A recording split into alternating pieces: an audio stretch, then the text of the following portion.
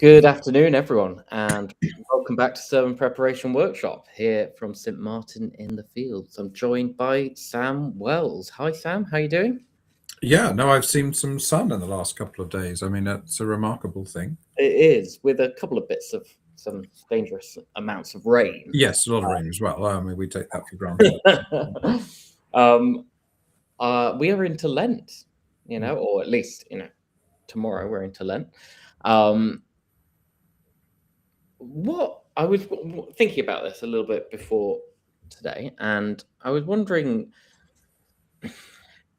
how do we avoid Lent being a time for us as a, like, sort of beating ourselves up? Like, I know there's a sort of time for the kind of fasting and all that, but how do you sort of avoid it becoming like a month of just misery? With difficulty, I think. Yeah. I mean, I do remember having a clergy predecessor, rather than a colleague, who, it became clear to me. You learn a lot about your predecessors when you're in a job, and it became clear to me that from the attitude of the congregation, really, that the whole community felt that Christianity was basically about being miserable, and that he clearly hadn't enjoyed Christmas Day at all. Mm, He was much more comfortable with the misery side of things. mm. And, I do remember somebody when I was in Liverpool saying, the church is great with death, it's life it hasn't come to terms with. So I think that applies to a lot of churches and congregations, I'm afraid. There's obviously a good side to that, but what you're pointing to is the negative side of that. And well, I mean, it's a very simple answer, but it's probably still the right answer to say Lent is as much about what we begin as what we stop. Mm. And that if you're the kind of person who is tempted to be miserable and also make yourself more miserable by giving up all the things that you make life good, then you may want to try a different approach. Sure. And I think, whether it's in terms of prayer, intentionally praying for one cause in the world or issue that you could, commit yourself to spending 5 minutes researching and then praying through, which will make you wiser and better informed, but also focus your relationship with God beyond yourself. That would be one thing, one way of doing things. And another way of doing things would be to say, I'm going to write a list of 40 people in my life I feel I've neglected and contact one of them every day for 40 days. I'm just thinking of things like that. The younger sister of the school friend who I always thought was, really a special person, but I always spent the time with the school friend, so I never spent much time with her.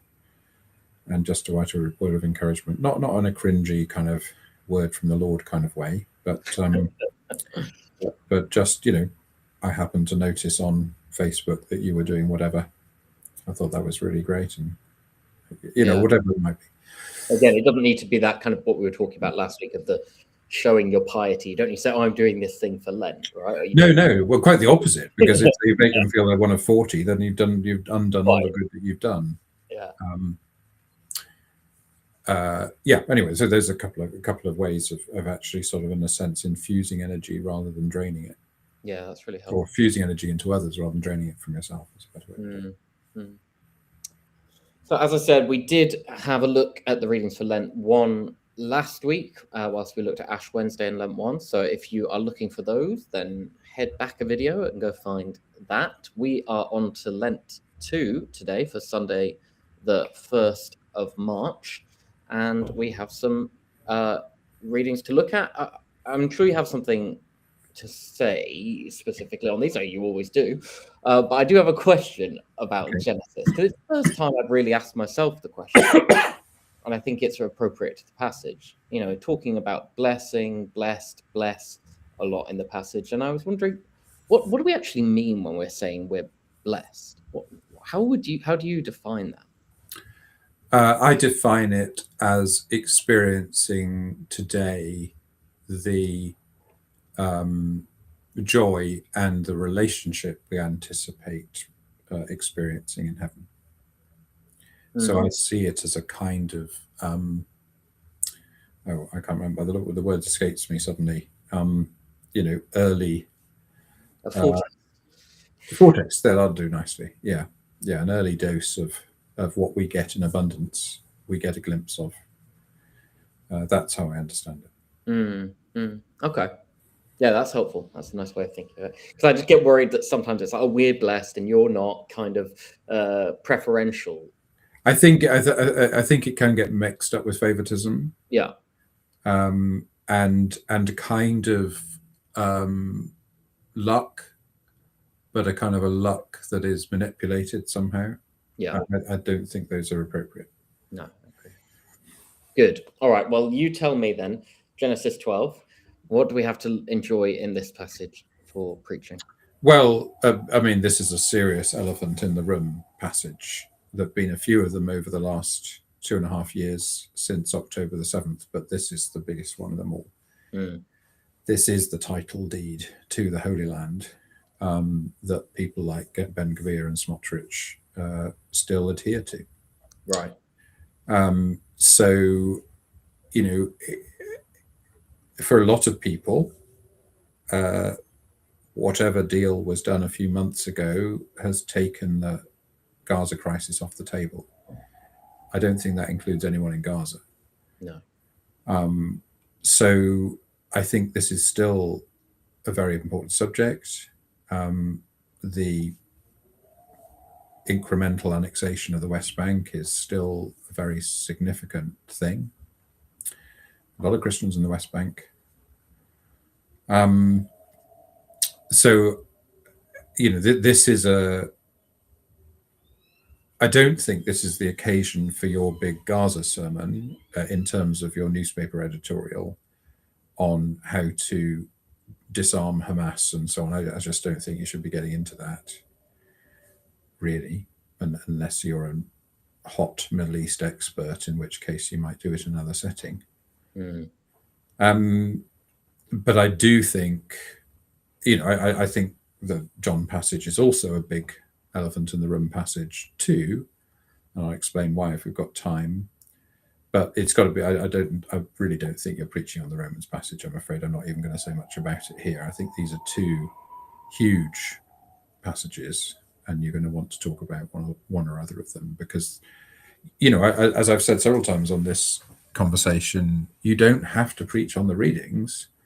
You have to say something that really matters. That's what's important. It's not a party game where you see if you can find something to say about the readings.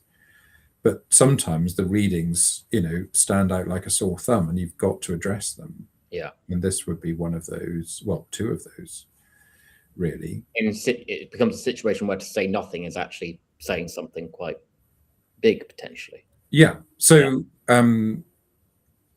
just quickly to do a bit of exegesis, the first 3 verses of Genesis 12 have 7 promises. I will make of you a great nation. I'll bless you. I'll make your name great. You'll be a blessing. I'll bless those who bless you. The one who curses you, I'll curse. In you, all the families of the earth shall be blessed. And when you get a 7, for obviously 7 is a significant number in the Old Testament. When you get 7, the chances are the important one is either the middle one or the last one. Okay. Well, the middle one and the last one in this case are pretty much the same. So there you go. This is about Israel being a blessing. The point of there being an Israel is that it would be a blessing to the nations. Yeah. How's that going? Yeah, I mean, that's basically your sermon. But obviously you want to say a lot more than that. But that is basically your sermon. And it's much better as a question than as a denunciation. But there are some things in the background here. Obviously, we've got what we've already named, the title deed issue, about there being some Jews who see this as a statement that the land belongs to them. We've also got people may or may not know who Jabez is, but If you're in America, you probably would know, because Jabez in First Chronicles prayed that God would bless, bless me and enlarge my territory. Mm, Well, that is a very, very significant verse in the American church in terms of the prosperity gospel movement. sure. But for anyone who's been paying attention to the news in the last 6 weeks, Bless you. it should send a shiver down your spine. Yeah. Because who is the leader in the world who who feeds on those who feel they're being blessed by God and is expressing that by saying he wants to enlarge his territory? It's really as crude as that. Yeah. I haven't seen any commentary publicly that's connected those two things, but I think for a lot of the base of the religious right in America, I think it's quite significant. Yeah. So, if you then analyze the notion of blessing, I think you can ask yourself some questions. Is this blessing something everyone can have? Is it about being holy and shaped to serve God? And is it something I will share with others, or is it something that's just for me? And again, these are very revealing questions. And when you obviously put the state of Israel, the modern state of Israel,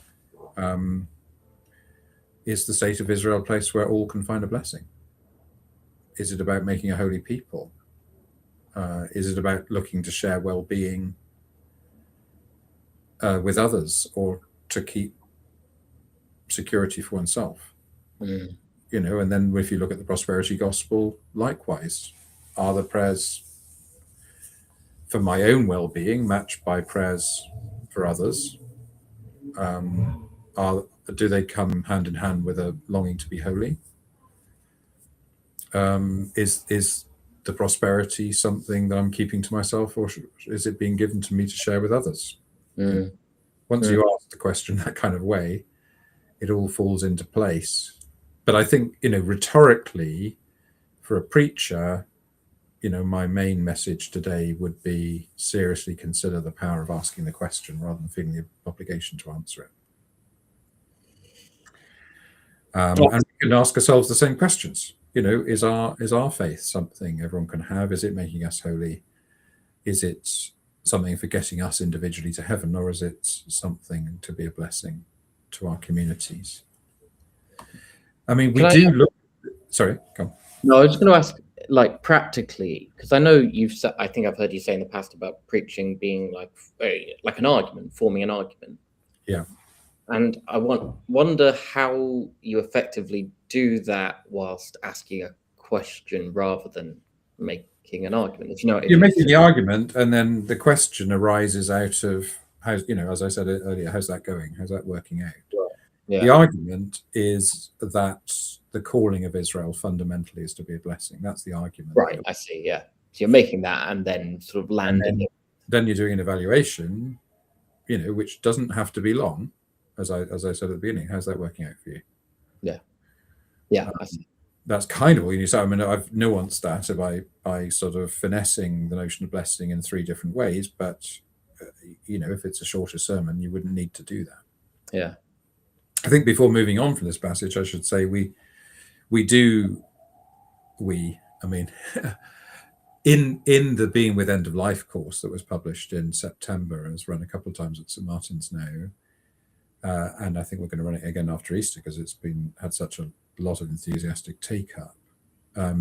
Genesis 12 does form one of the sessions, and it does so in the context of writing your own obituary, and it's the same principle of of how obituaries work. There's she went to college here and was involved in this initiative there, and so on. But really, you skip ahead to the paragraph that says above all, she will be remembered for. And it's a very good Lenten discipline to reflect on what that second last paragraph would say about you. But obviously, the reason for mentioning it here is you would hope it would say you were a blessing. I mean, that is kind of what we aspire to in life. That's what it's not just what Israel's here for, it's what we're here for. Yes. Yeah, we are the nations that have been blessed and are now equipped to. Yeah, what's the point of them being blessed? It's not, Yeah. again, for their individual flourishing. It's not for them to keep to themselves and so on. It's something that only exists to be passed on. Yeah, very good. So, yeah. Shall we have a quick look at John 3? Yes. So, I mean, I don't know if this was the elephant in the room you were talking about, but I was going to ask, we had this on signs, or a verse from this, or version of the verse from this on signs around our church recently in the light of Christian nationalism. Yeah. And I wondered whether that is a particularly important point to be making then at the moment. The God so loved the world, that means everyone. Yeah. Well, I mean, I think that's obviously I wouldn't have coined that phrase unless I thought that was important. I think there's two. I wouldn't call that the elephant in the room, though. I suppose that's not to say that I don't think it's important. I think the elephant in the room is the phrase "born again." Okay. Right. Yeah. Because I'll just do 2 minutes on born again, and we can come back to God so loved the world. This is it's a bigger thing in America. Certainly when I was living in America, 40% of Americans described themselves as born again Christians. A staggering figure. But the phrase born again is very problematic for a number of reasons. Post 1980, it's been part of a political agenda, which is notorious for gathering anxiety and organizing around abortion and gay marriage, now migration as well, and anti-climate change. I guess all of those things. What any of those things have got to do with being born again is anybody's guess, but that's the way the cookie has crumbled. Yeah. There's also a sense of hierarchy that if you haven't had this conversion experience, you're not a real Christian. When were you born again? Not would you describe your faith as one in which you were born again, but when were you born again is, very often a question in some circles. Yeah. You used to get it all the time. When were you saved? And the big problem is it's nothing to do with Jesus. It's all about me. It's all about my personal experience of being born again. 33 AD is not a significant date anymore. The only date that matters is the 21st of December 2004 or whatever it is. And then I'm constantly impoverishing my own faith by trying to recreate this experience and then using it as a stick to beat other people with. Yeah. So there's a lot wrong with born again, and I've just given you 3 things, but we could talk about others. I would like to restore, reinfuse the phrase in a sermon I preached in Duke, going back probably to 2008 or 9, I would guess. I guess it would be 8, wouldn't it? Because it would be 18 years ago, a 3-year cycle. I talked about the cave in Plato's Republic and about how, in a sense, people may or may not know the story, but it's a vital part of Plato's Republic, and how people are dwelling at the bottom of a cave that slopes downwards, and they just see their shadows projected onto the wall at the bottom of the cave, and that's the only reality they know. And then somebody gets the bright idea of walking up to the top of the cave, and they see the great outside world. And that's to me a much more humane way of talking about conversion. We just realize there's a much bigger world and a much bigger story. And not, that we're saved in the sense that we were going to hell and now we're going upstairs instead, which is, very individualistic, very narrow, very selfish, really. Mm. has no social agenda whatsoever. But this is about opening your eyes and realizing you lived in too small a world. And that's kind of what Jesus is leading Nicodemus into. I guess we call it God's realm, or we'd call it eternal life, or that's a phrase like that, depending on which gospel we were reading. But there's also an interesting phrase, the phrase "lifted up" is there, and that means the cross and the resurrection. Yes. Gospel. So, obviously, born again is about a whole lot more than American politics. It's much more diverse than simply one kind of experience. And Jesus lifts us up, and our job is to lift others up. Mm. And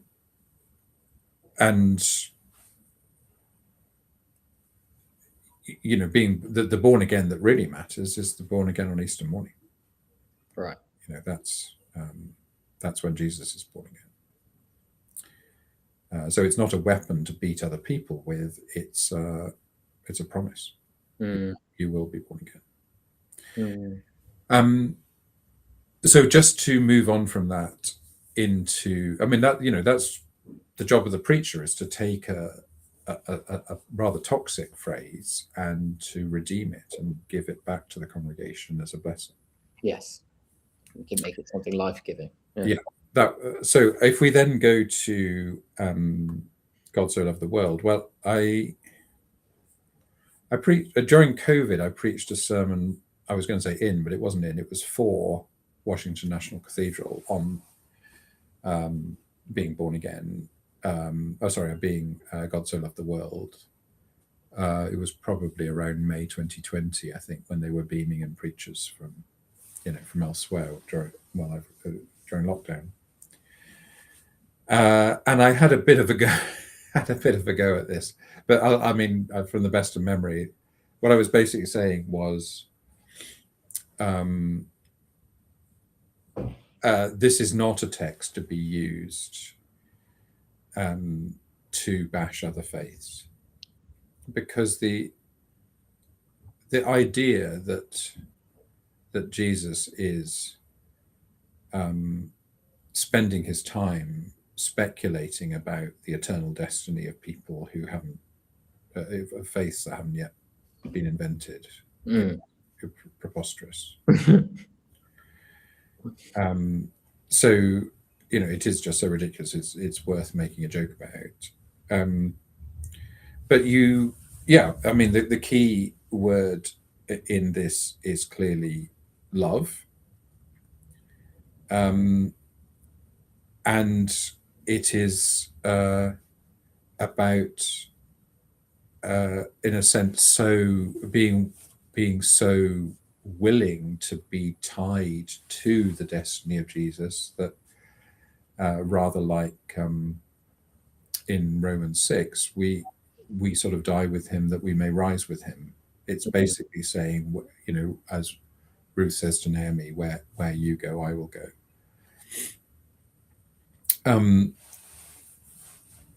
Interestingly, this word perish in verse 16,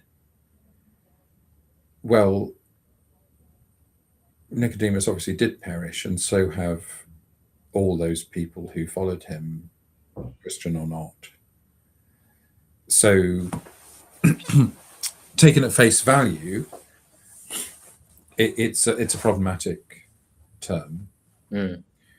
I think everybody assumes what it means is, may not perish eternally, yes, but may have eternal life.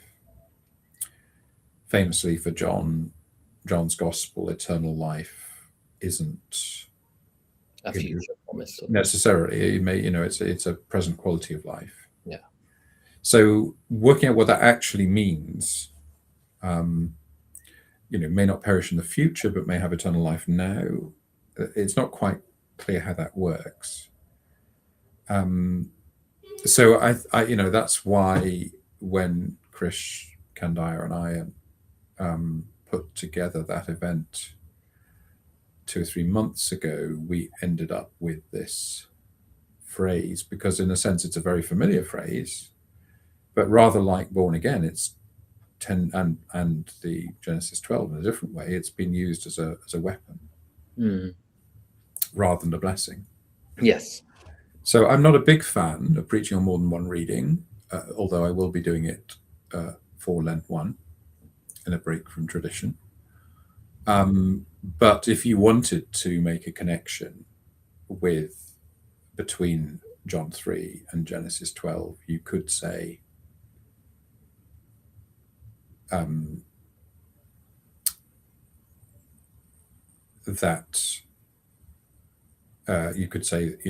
that what should have been a blessing has been used as a weapon.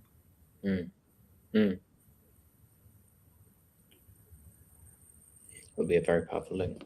So there we are. You said you didn't really have much to say about Romans, so I don't know whether we should not really look at it, but is there a reason why you think perhaps it's not really worth looking at? Well, I think you're getting into some pretty complex Pauline theology about law and grace, about justification. And I think it's there because it refers to Abraham, which the Genesis 12 does. But I just think that it's quite a tangled web, and I'm not quite sure if that's where our congregations are at the moment, to be getting into the nitty-gritty of Pauline theology about law bringing wrath, and so on. And I tend to step around those passages. I mean, if you really wanted to do a good 15-minute thrash around with it, you could come out with something quite exciting, I'm sure. But it would seem odd to the congregation that you didn't tackle one of the two big passages, I would say. I think that's very fair. Well, very good. That is time for this week, folks. Thank you so much for joining us as always and journeying with us through Lent. We hope you have a good Ash Wednesday tomorrow, and happy preaching for Lent 1 and Lent 2. And we will see you next week. Great.